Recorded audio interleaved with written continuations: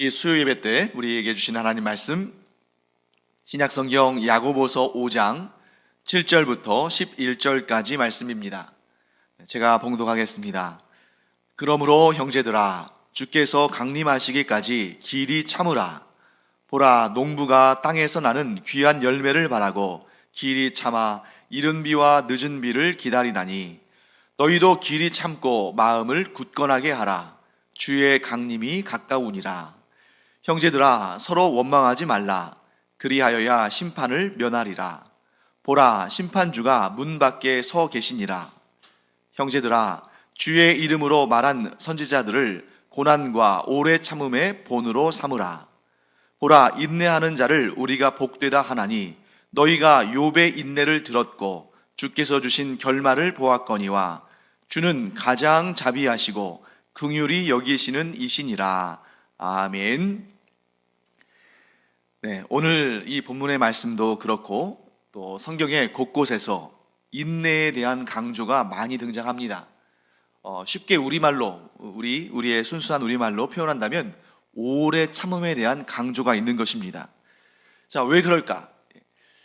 우리가 성경을 읽을 때에 특별히 강조되는 그런 말씀들이 있죠. 강조하는 그런 개념들, 또 그런 가르침들이 있는데, 성경에서 특별히 무엇인가를 강조할 때에는 두 가지 이유가 있습니다. 첫째는 우리가 그 일을 잘 안 하기 때문이에요. 하나님께서 그것이 굉장히 중요하고 또 그것이 곧 생명길이고 그것이 소중한 것을 잘 아시고 우리에게 말씀하시는데, 그런데 우리가 그 일을 잘 지키지 않을 때 하나님께서 참 안타까워하시면서 계속 반복적으로 말씀하시죠. 우리가 잘 순종하지 않기 때문에 그렇습니다. 다른 하나는 왜 자꾸 반복이 되냐면 그 일이 중요할 뿐만 아니라 어렵기 때문입니다.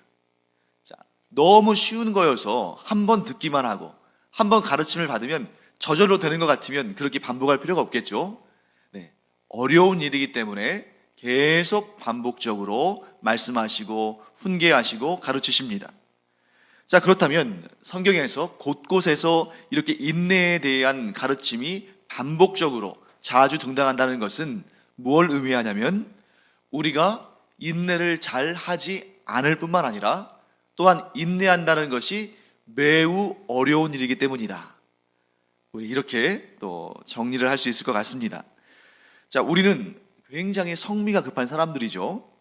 그래서 뭐든 빨리빨리 해야 되고 그 결과를 당장에 봐야 되고,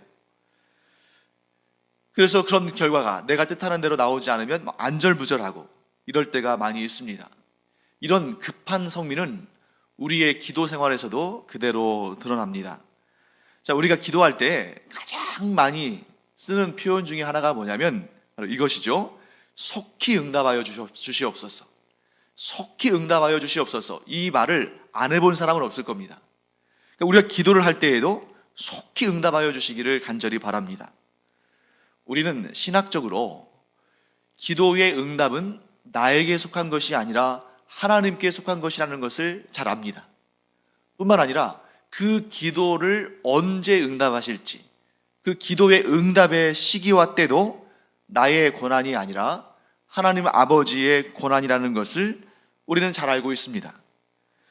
자, 그렇지만 우리는 어쨌든 기도하면 하여튼 내가 구한 그대로, 그리고 최대한 빨리 이렇게 응답해 주시기를 간청하죠.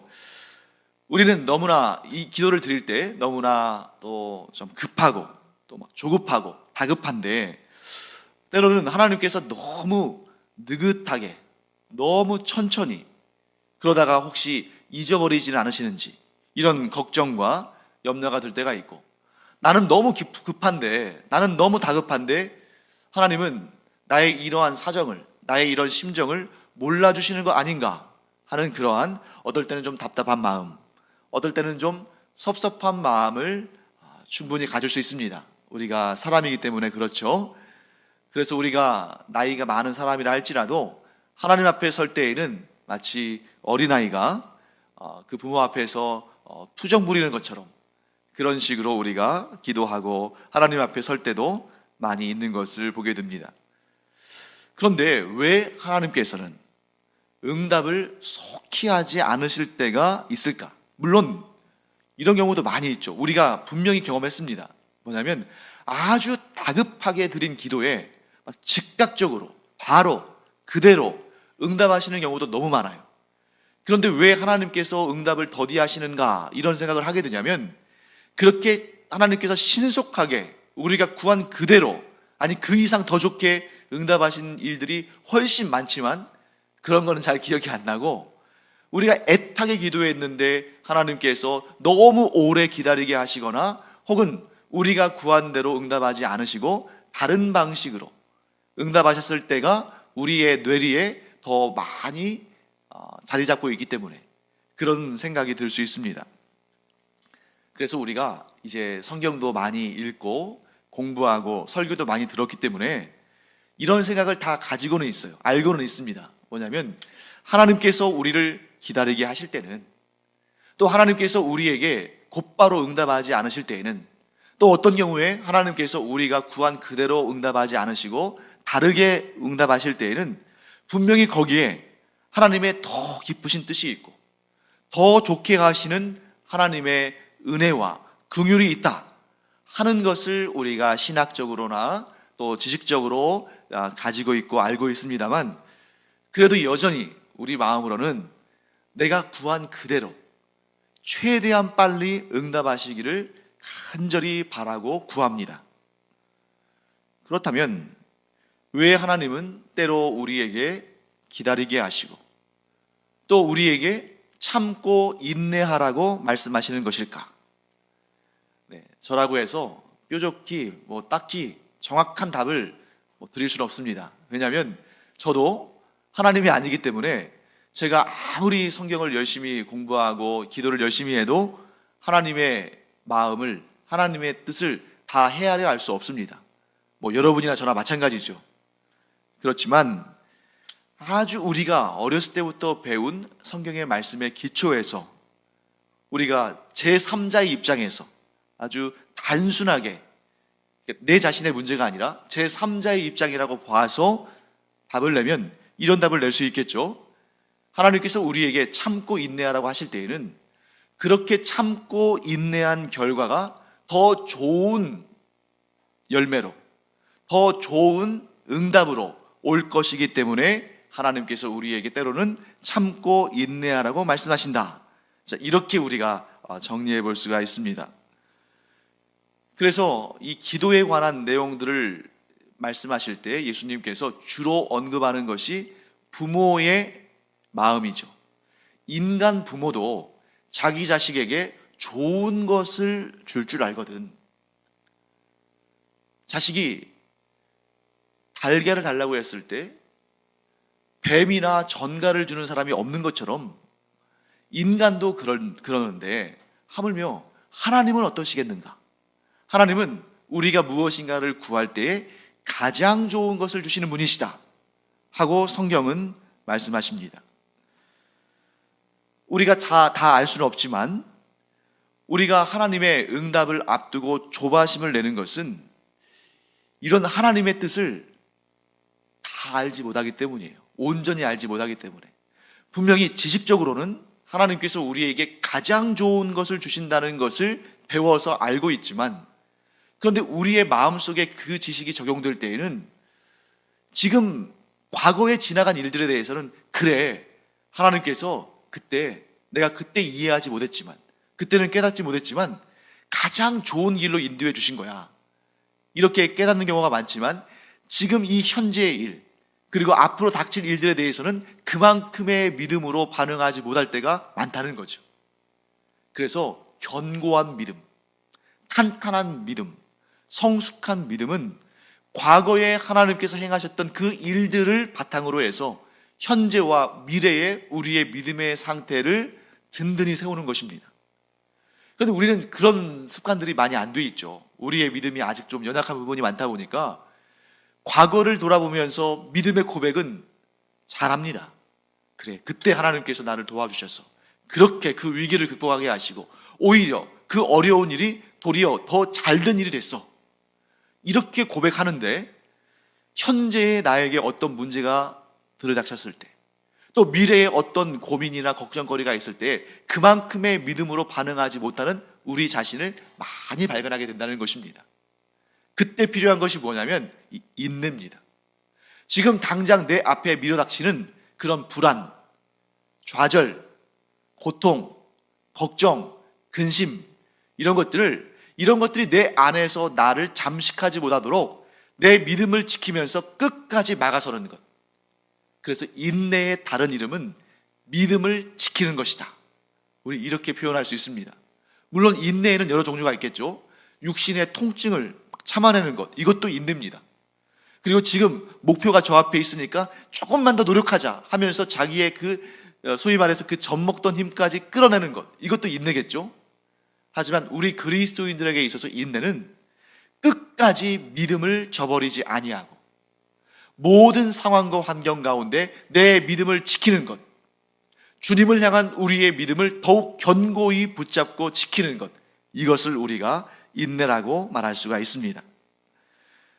자, 그러면 이제 성경에서 우리에게 인내에 대해서 구체적으로 뭐라고 말씀하시는지를 우리가 좀 찬찬히 살펴보도록 하겠습니다. 자, 7절과 8절 말씀을 제가 한번 읽어보겠습니다. 그러므로 형제들아, 주께서 강림하시기까지 길이 참으라. 보라, 농부가 땅에서 나는 귀한 열매를 바라고 길이 참아 이른 비와 늦은 비를 기다리나니 너희도 길이 참고 마음을 굳건하게 하라. 주의 강림이 가까우니라. 자, 첫째, 성경은 우리에게 주께서 강림하시기까지 길이 참으라 라고 말씀하십니다. 자, 예수 그리스도께서 이 땅에 오셔서 우리에게 천국 복음을 전하시고 십자가에 달려 죽으시고 부활하시고 승천하신 다음에 이제 본격적으로 교회 공동체가 출발이 됐죠. 그래서 지금 이 교회 시대는 2000년을 지속했습니다. 그런데 이 교회 시대의 이 2000년의 기간을 한마디로 요약한다면 길이 참는 역사였다 라고 우리는 이렇게 정리할 수가 있습니다. 자, 우리 그리스도인들이 무엇을 길이 참고 지내왔는가? 자, 뭘 기다렸어요? 뭘 참고 기다렸습니까? 주님께서 강림하시는 날, 즉 주님께서 재림하시는 날이 분명히 임할 것이기 때문에 그때까지 우리를 향한 모든 공격과 모든 어려움과 위험과 위기를 참고 이겨내자 하는 그러한 인내의 역사였다는 것을 알 수 있습니다. 그래서 우리 그리스도인들은 끊임없이 교회를 향한 공격, 멸시, 모욕, 또 성도들을 향한 그러한 괴롭힘, 그리고 고통을 주는 일들, 이런 것들을 참아내면서 지금 버티고 있습니다. 그래서 우리 그리스도인들은 정말 불의한 일을 당하면서도 참고, 심지어 이 적 그리스도의 세력에 의해서 박해를 받고 투옥되고 고통을 당하고 심지어 순교를 당하면서까지 참고 오늘날까지 버텨왔습니다. 각자 당하는 그 고통의 강도가 차이가 있을지언정 나를 포함한, 우리를 포함한 모든 그리스도인들은 이 세상에서 공격을 당하고 모욕을 당하고 고통을 당하며 지내왔습니다. 오늘날 우리의 입장에서 보면 과거의 이 초대교회의 시대, 이런 시대에 비해서는 우리가 당하는 고통이나 모멸감 이런 것들은 아무것도 아닌 것처럼 보이지만, 그러나 꼭 육신의 고초만이 고통은 아니에요. 오늘날 이 시대에도 우리 나름대로의 우리의 상황 속에서의 기독교인에 대한, 교회 공동체에 대한, 성도에 대한 공격은 계속 이루어지고 있습니다. 그 공격은 우리 눈앞에 있고 우리에게 직접적으로 위해를 가하지만, 그러나 우리를 도우시는 하나님은 눈에 보이지 않으시기 때문에 믿음이 연약한 자들이 많이 믿음을 잃기도 했고, 마치 전쟁터에서 무수히 많은 그러한 패잔병들이 나오는 것처럼 그 믿음의 싸움에서 많은 사람들이 탈락하기도 했습니다. 하지만 지금까지 이 교회 공동체는 믿음 가운데 인내하면서 이 신앙의 전통을 지금까지 이어온 것이죠. 자, 예를 들어 보겠습니다. 초대교회 당시 이 로마의 황제에, 여러분 로마 황제 아시잖아요? 이 로마의 황제를 우상 숭배하라는 그 로마 제국의 명령에 반해서, 그것을 받아들이지 않아서 이 초대교회 성도들은 끔찍한 고난과 고통을 당했습니다. 그래서 기록에 의하면 네로 왕자 같은 그런 흉악한 독재자는 기독교인들에게 모함을, 자기가 이제 로마 시내에 큰 불을 질러놓고 기독교인들이 방화했다고 모함해서 기독교인들을 붙잡아다가 큰 나무에 묶어서 기름을 끼얹고 불을 질러서 밤에 마치 가로등처럼 사용하고, 또 어떤 경우에는 이 기독교인들을 잡아다가 큰 맷돌, 사람이 들어갈 수 있는 큰 맷돌을 만들어 놓고 그 속에 그리스도인들을 산채로 밀어넣어서 산채로 갈아서 죽이는 그런 끔찍한 일들을 자행했는데, 그럼에도 불구하고, 물론 그 가운데에서 신앙을 버린 사람들도 있었지만 그럼에도 불구하고 생명을 잃으면서까지, 순교하면서까지 믿음을 지키는 그 그리스도인들의 믿음의 전통이 오늘날 우리에게까지 이어져 왔다는 것을 우리는 잘 알고 있습니다. 오늘날도 이런 상황은 곳곳에서 계속되고 있죠. 이 21세기, 이 과학과 문명과 문화가 발전했다는 이 시대에도 여전히 그리스도인에 대한 공격과 차별과 고통은 계속되고 있습니다. 예를 들면 우리 가까이 있는 북한, 또 중국, 이슬람 국가들, 그리고 이런 타 종교권에서 신앙생활하는 그리스도인들이 얼마나 큰 고난과 고통 가운데서도 인내하며 신앙을 지키고 있는가. 우리가 너무 잘 알고 있는 일이죠. 북한에서는 성경을 소지한 것만으로도 죽을 죄를 지은 것으로 인민재판을 해서 이 동네 사람들이 보고 있는 앞에서 공개적으로 총살을 당하는 그런 일들이 지금도 일어나고 있고, 또 이슬람권에서는 알라신을 믿지 않고 예수 그리스도를 믿는 믿음으로 개종했다고 해서 자기 가족들이 그 가족의 한 사람을 예수 믿는 사람으로, 즉 기독교인으로 개종한 사람을 그 앞에 세워놓고 죽이는, 명예살인을 하는 그런 일들이 지금도 발생하고 있고, 중국에서도 마찬가지고 세계 곳곳에서 많은 그리스도인들이 납치를 당하거나 참수를 당하거나 생사를 확인하지 못하는 경우가 많이 발생합니다. 또한 한국 선교사들도 이런 국가들에서 사역하다가 집중적으로 감시를 당하다가 조금만이라도 무슨 선교하는 낌새가 보이면 추방을 당하기로 하는 그런 일들이 발생합니다. 오늘날 우리가 살아가는 이 대한민국, 어쩌면 이 종교의 자유가 너무나 잘 보장되어 있다고 생각할지 모르지만 여전히 눈에 보이지 않는 그리스도인을 향한 핍박과 또 조롱과 멸시가 있다는 것을 우리는 잘 압니다.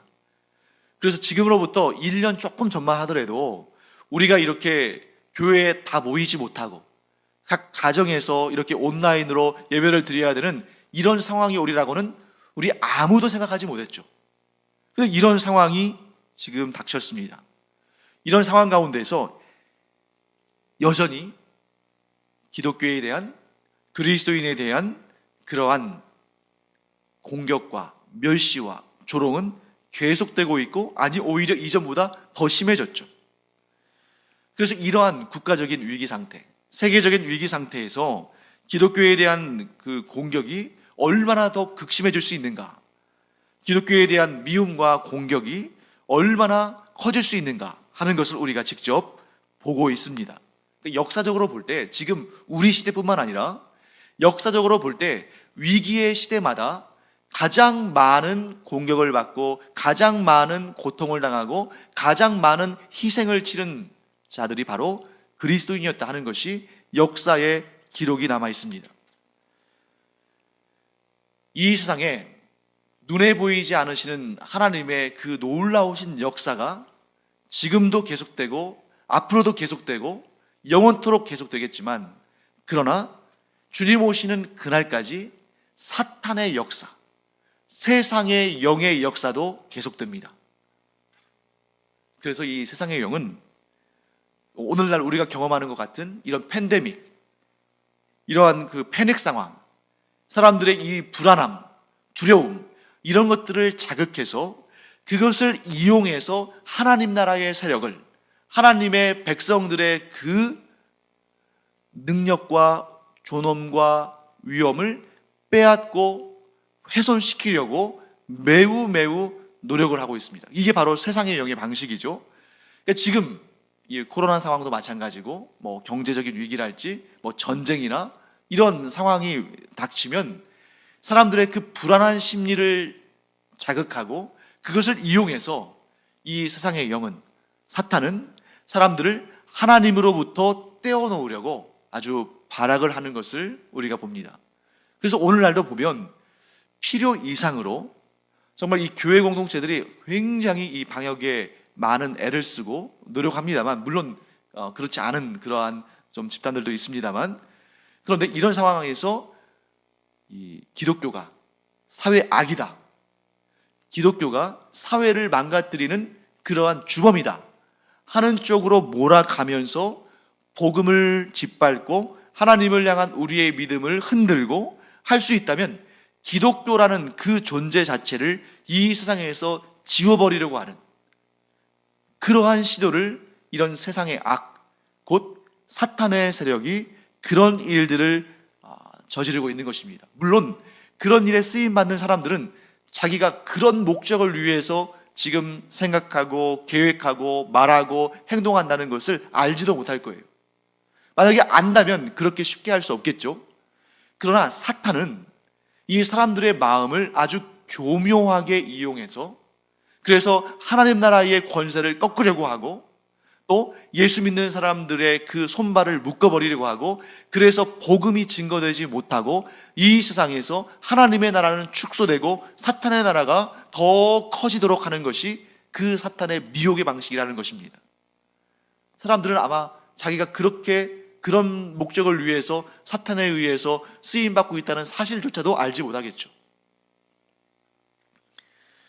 사탄은 이런 상황을 더없이 좋은 기회로 삼아서 불신자들에게 교회와 그리스도인에 대한 나쁜 이미지를 심어주고, 또 그리스도인들을 증오하도록 해서 그들이 교회로 발걸음을 하지 못하도록 막을 뿐만 아니라 교회를 향해 비난을 퍼붓고 하나님의 이름을 망령되게 일컫게 하는 그러한 악한 일을 지금 그래 이제 물 들어왔을 때 노를 저어야지 하면서 지금 이 시대에 지금 마음껏 그렇게 활동하는 것을 우리가 보게 됩니다.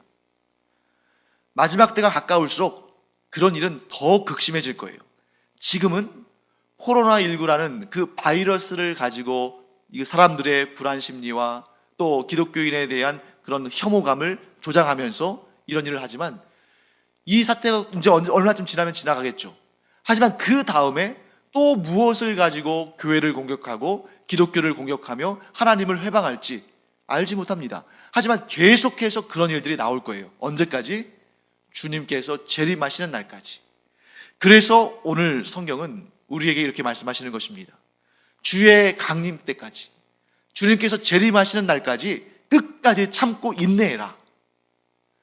왜 그렇겠습니까? 그날까지 악한 사탄과 이 악한 영의 세력들이 이 교회 공동체와 성도들을 공격하고 괴롭히는 것은, 그것은 정해진 일이기 때문에 우리가 참고 견디어서 주님의 재림의 날까지 우리가 우리 믿음을 지키는 것이 필요하다라고 말씀하시는 것입니다.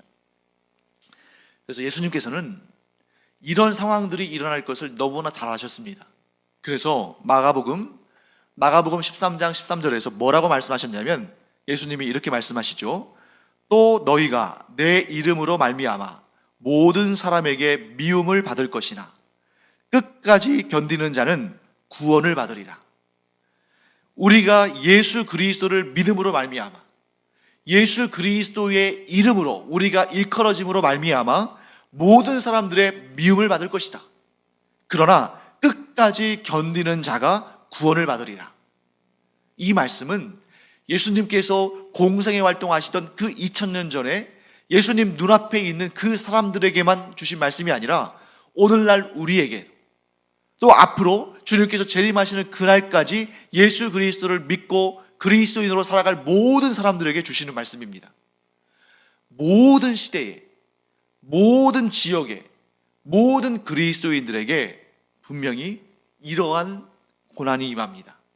예수 그리스도를 믿기 까닭에 예수 그리스도의 이름으로 말미암아 모든 그리스도인들이 미움을 받을 것이다. 하지만 끝까지 견디는 자는 구원을 받으리라. 사랑하는 성도 여러분, 세상의 세력이 아무리 강하다 할지라도 우리 주님의 권세를 꺾지 못할 줄 믿습니다.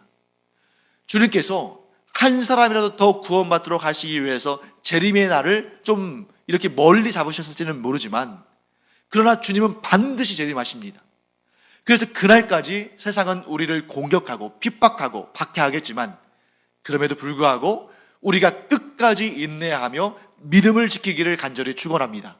반드시 구원의 날 우리가 구원을 받을 것이고, 심판의 날 저들은 심판을 받을 것입니다. 그리고 끝까지 믿음을 지킨 자들에게는 영광의 면류관을 주시며 천국에서의 영생의 복락과 영원한 기쁨을 주실 줄로 믿습니다. 우리가 끝까지 참고 견딜 수 있는 그 근거, 그 이유는 무엇인가? 바로 이것이죠. 주님께서 반드시 강림하신다. 주님께서 반드시 재림하신다. 이 믿음이 있길 까닭에 우리가 견디고 참는 것이지, 만일 이 믿음이 없으면 하루라도 빨리 신앙생활을 그만두는 것이 낫습니다.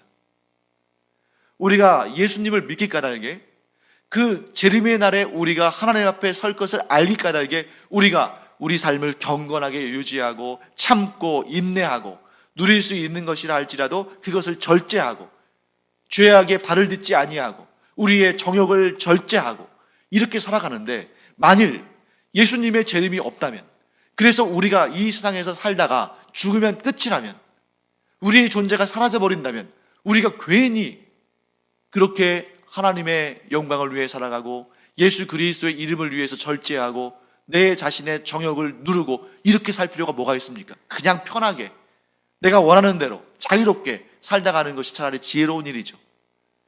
그러나 우리가 그렇게 하지 않는 것은 주님의 재림이 반드시 있다는 것을 우리가 알 수 없죠. 보지 않았으니까. 하지만 우리가 지식이 아니라 믿음으로 그 재림의 날을 기다리기 때문에, 그 날을 우리가 믿기 까닭에 우리가 참고 견디며 인내할 수 있다 하는 것을 우리가 보게 되는 것입니다. 자, 그렇게 이제 우리가 주님의 재림의 날을 분명히 믿기 까닭에 우리가 해야 할 일은 참고 견디는 것이다. 다른 거 필요 없습니다. 우리가 참고 견디고 그날까지 믿음을 지키면 우리는 반드시 구원을 얻으며 그날에 우리의 믿음으로 인한 상을, 복을 받게 될 줄 믿습니다. 이렇게 해서 우리 믿음을 지켜야 되고요. 그 다음에 야고보 사도가 이제 한 가지 더 가르침을 줍니다.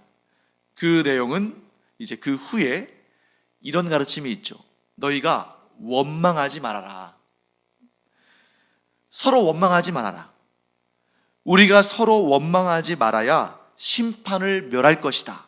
심판을 면할 것이다. 이렇게 가르침을 주고 있습니다. 자, 원망한다는 게 뭡니까?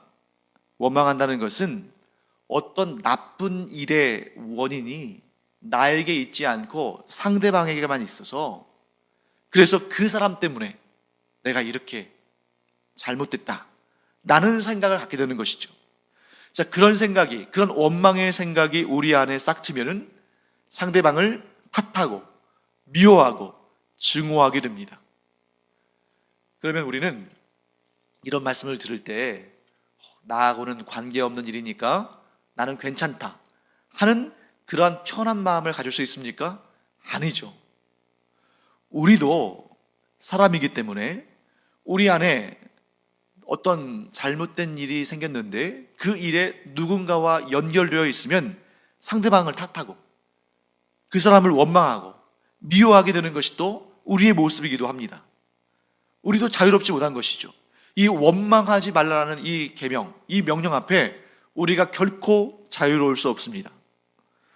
어떨 때는 나를 힘들게 하고 나에게 잘못 행한 사람들, 이런 사람들을 원망하고, 또 어떨 때는 나에게 좀 시련을 주고 고통을 주는 이 사회와 이 사회의 제도를 원망하기도 하고, 어떨 때는 내가 시대를 잘못 태어났다 하면서 시대를 원망하기도 합니다. 그런데 야고보 사도는 원망하지 말아야 심판을 면한다고 말씀하고 있죠. 바꿔 말하면 뭘까요? 바꿔 말하면 원망하면 심판을 받는다. 이렇게 우리가 바꿔서 말할 수 있죠. 원망하지 말아야 심판을 면한다는 말은 원망하면 심판을 받는다. 서로 통하는 말이죠. 그러니까 이 원망하는 것은 어찌 보면 참 쉬운 일이지만 그 원망이 가져오는 결과를 우리는 감히 감당할 수 없는 것입니다. 그렇다면 왜 우리는 원망해서는 안 되는 것인가? 야고보 사도는 그 답을 구약 성경에 등장하는 욥이라는 사람에게서 찾습니다. 여러분, 욥이라는 사람 들어보셨죠? 네. 욥이 어떤 사람이냐면 제가 잠깐 소개해드리면 동방의 큰 부자고 의인이고 믿음의 사람이라고 소개가 되고 있습니다. 이 성경에서 이렇게 동방이라고 이제 표현하는 그런 내용들을 보면 대부분 이제 이 요단강 동편 이쪽을 의미할 때가 많죠. 그러니까 오늘날로 따지면 요르단, 이스라엘 옆에 있는 요르단 같은 그 지역 어디쯤에 살았던 사람으로 추측할 수 있습니다. 근데 이 욥기에 나오는 이 욥이 언제적 인물인가라는 것을 우리가 살펴보면 정확히 알 수는 없지만 그 욥기에 나오는 여러 가지 문화적 배경이랄지 언어적 상황이랄지 이런 것들을 종합해 보면 욥은 대략적으로 아브라함 그리고 이삭, 야곱 이 믿음의 조상들이 살았던 그 시대랑 엇비슷한 시대에 살았던 것으로 추측할 수 있어요. 굉장히 오래전 사람이죠. 그런데 성경을 보면 이 욥기는 성경의 한 중간쯤 있거든요. 성경 맨 앞에 있는 창세기에 나오는 아브라함, 이삭, 야곱의 시대에 살았던 사람인데 왜 성경의 중간쯤 나올까? 그것은 성경이 시간 순서, 기록된 시간이나 역사적 시간에 따라서 배치된 것이 아니라 성경은 기본적으로 문학 장르에 따라서 이렇게 배치가 됩니다. 그래서 맨 앞에 율법서, 모세오경, 그 다음에 이제 여호수아서부터 이렇게 해가지고 역사서, 그 다음에 이제 시가서, 욥기, 시편, 잠언, 전도서 이렇게 시가서, 그 다음에 선지서 이렇게 나오기 때문에 욥기가 중간쯤으로 이렇게 배치가 된 것이지 욥이란 인물은 굉장히 오래전에 살았던 그런 인물입니다. 그런데 이 욥이 왜 오늘 야고보 사도가 원망하지 말라는 그 중요한 교훈을 전달할 때에 등장인물로 욥을 소환했을까? 자, 욥에 대한 성경의 묘사를 보면 어떻게 이 세상에 살아간 사람 중에 이렇게 극적인 인생을, 아주 드라마틱한 인생을 산 사람이 또 있을까 싶을 정도로 아주 그 인생이 파란만장합니다. 욥이 큰 부자였죠. 그런데 어느 날 도적대가 몰려와서 그의 소유의 대부분을 강도짓을 내서 빼앗아 갑니다. 그런데 욥은 그 도적대를 원망하지 않았어요.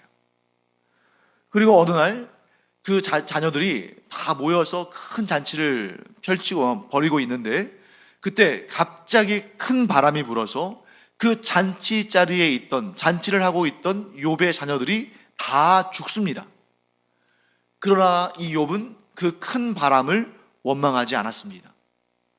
나중에는 욥이 도무지 견딜 수 없는, 그래서 정말 이 온 몸이 전부 아주 악성 피부병이 도져가지고 정말 견딜 수 없는 그런 상황까지 그런 상황까지 왔는데 그 육신의 질병에 대해서도 원망하지 않습니다. 욥이 하나님께 의인이라고 인정을 받은 그 이유는 그가 그런 상황 속에서도 결코 원망하지 않았기 때문이에요. 욥은 자신에게 닥친 그 환난과 고난을 원망하지 않았고 하나님을 원망하지 않았습니다. 자, 그렇다면 욥은 어떻게 그런 상황 가운데서도 원망하지 않을 수 있었을까?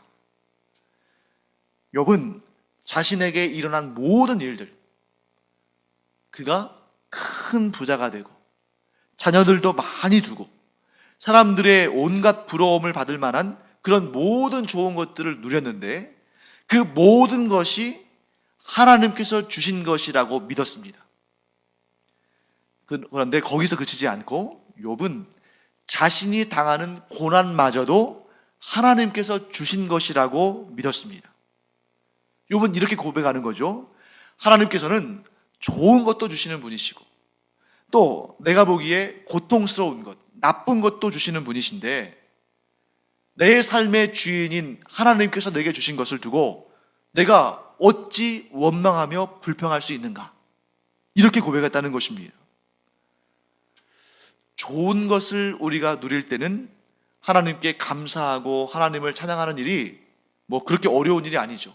응당 그렇게 해야죠. 그러나 나쁜 일이 임했을 때, 고난을 당할 때 하나님께 감사하고 찬양하는 일은 너무나 어려운 일입니다. 하지만 욥은 그렇게 했습니다. 그렇게 할 수 있었던 이유가 무엇일까? 오늘 본문에 그 답이 나옵니다. 오늘 본문의 11절은 이렇게 말씀합니다.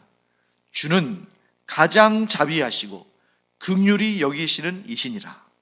자, 욥은 그 모진 고통과 고난 가운데서도 어떤 믿음을 가지고 있었냐면 내가 섬기는 하나님은 나를 가장 불쌍히 여기시고 가장 나에게 자비를 베푸시고 나를 가장 긍휼히 여기시는 분이시다 라는 믿음이 있었다는 거죠.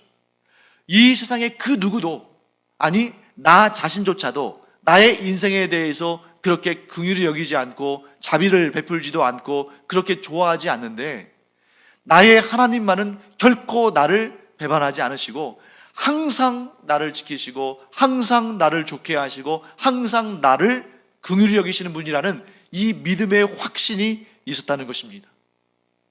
그래서 욥은 좋은 것을 주실 때나 자신이 보기에 나쁜 것을 주실 때나 하나님께서 자신을 편안하게 하실 때나 혹은 불안하게 하실 때나 건강을 지켜주실 때나 혹은 육신의 고통 가운데 있을 때나 어떤 상황이든 간에 하나님보다 나를 더 자비롭게 대하시고 하나님보다 나를 더 긍휼히 대하시는 분은 없다. 오직 하나님께서만이 나에게 가장 자비로우시고 가장 긍휼히 여기시는 분이시다.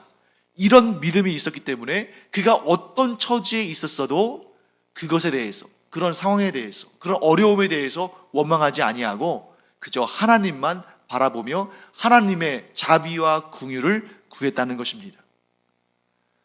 사랑하는 성도 여러분, 욥의 그 마음이 우리 가운데 있기를 간절히 축원합니다. 우리가 막 변덕이 심해서 막 이렇게 이리저리 토라지는 사람이어서 하나님께서 조금 우리 눈에 보기에 좋은 거 주시면 그저 막 두 팔을 벌리고 하나님을 찬송하면서 하나님께 영광 감사 찬양 올려드리면서 그렇게 기뻐하다가 조금 어려움을 당하게 하시고 문제가 우리 앞에 펼쳐지고 고난이 임할 때에는 하나님께서 나를 버리셨다고 생각하고 하나님께서 왜 나를 이렇게 대하시는가 하고 원망하고 불평한다면 그것은 참된 믿음이 아닌 것이죠. 참된 믿음은 일관된 믿음을 의미하는 것입니다. 진정한 믿음은 널뛰기처럼 이리저리 뛰는 것이 아니라 아주 견고하고 변화 없이 일관된 믿음을 갖는 것이죠. 그래서 좀 어려운 일을 당해도 고난과 환난 가운데 있어도 하나님을 향해서 원망하고 불평하는 입을 놀리는 것이 아니라 마음속으로 하나님의 뜻이 분명히 있다는 것을, 나를 더 좋게 하시는, 그래도 이 세상에서 나를 가장 사랑하시고 나에게 가장 큰 자비를 베푸시고 나를 긍휼히 여기시는 분은 하나님밖에 안 계시는데 분명히 하나님께 어떤 계획이 있으실 거야, 더 좋게 하시는 하나님의 뜻이 있으실 거야 하는 것을 우리가 마음속으로 새기면서 내 믿음을 견고히 붙잡고 인내할 때에 하나님께서 그 모습을 보시고 의롭다 하시는 것입니다. 욥이 다른 것 아니었습니다. 끝까지 하나님을 원망하지 않고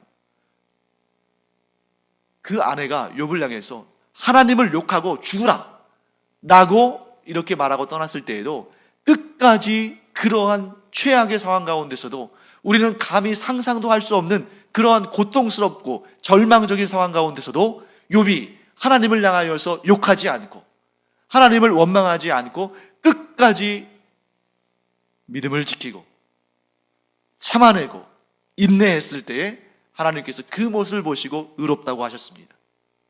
욥을 향해서 나와서 훈계했던 그 많은 친구들, 그 많은 지식인들, 그 많은 율법에 박식한 사람들, 이런 사람들에 대해서도 하나님은 의롭다 하지 않으셨어요. 그러나 원망하지 않는 욥을 보시면서 하나님은 의롭다 하시고 그 전보다 훨씬 더 큰 은혜와 복을 상으로 주셨습니다. 사랑하는 성도 여러분, 욥의 인내가 우리 안에도 있기를 간절히 축원합니다.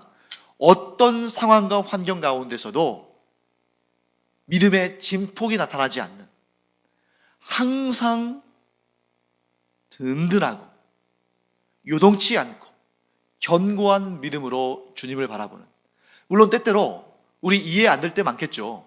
왜 이런 일이 일어났을까?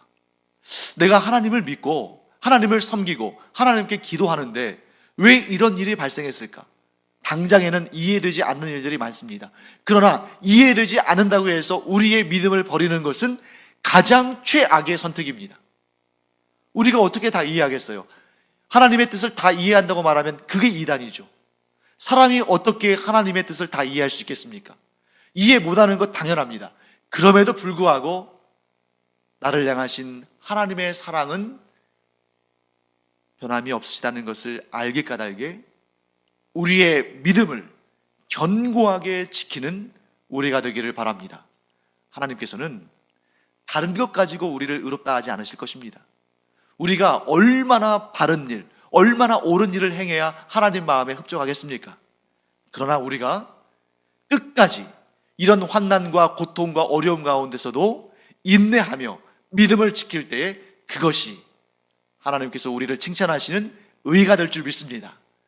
하나님 앞에서 의인이라고 인정함 받는 믿음의 사람들, 인내함으로 믿음을 지키는 우리가 되기를 간절히 축원합니다. 기도하겠습니다. 하나님, 주님의 은혜를 감사드립니다. 저희가 살다 보면 이런저런 일들을 당하고 그때마다 우리의 마음이 요동치고 믿음도 약해지는 것 같은 그런 때를 많이 보게 됩니다. 그러나 우리의 지난 삶의 역사들을 돌아볼 때에 단 한순간도 하나님의 은혜와 자비와 긍휼이 우리를 떠난 적이 없음을 고백합니다. 그러므로 우리가 살아가는 이 현재에도 또 앞으로 살아갈 미래에도 어떤 일을 당하든 간에 하나님께서 우리와 함께 하시며 우리를 가장 좋게 하시는 분이심을 믿음으로 말미암아 끝까지 인내하며 믿음을 지키는 저희들 되게 하여 주시옵소서. 믿음을 지키는 자를 의롭다 하시는 주님, 저희들 주님의 손 꼭 붙들고 항상 믿음을 지킴으로 말미암아 하나님께 의롭다 칭찬받는 복된 주의 자녀들이 되게 하여 주시옵소서. 감사드리며 예수님의 이름으로 축복하며 기도합니다. 아멘. 지금은 우리 주 예수 그리스도의 은혜와 하나님 아버지의 무한하신 사랑과 성령의 감동, 감화, 위로, 교통하심이 이 시간 우리를 향하신 하나님의 사랑과 은혜가 변함이 없으시듯 하나님을 향한 믿음을 결코 저버리지 아니하고 끝까지 인내함으로 하나님 앞에 의롭다 칭찬을 받게 될 하나님의 존귀한 자녀들 위에 이제로부터 영원토록 함께 있을지어다. 아멘.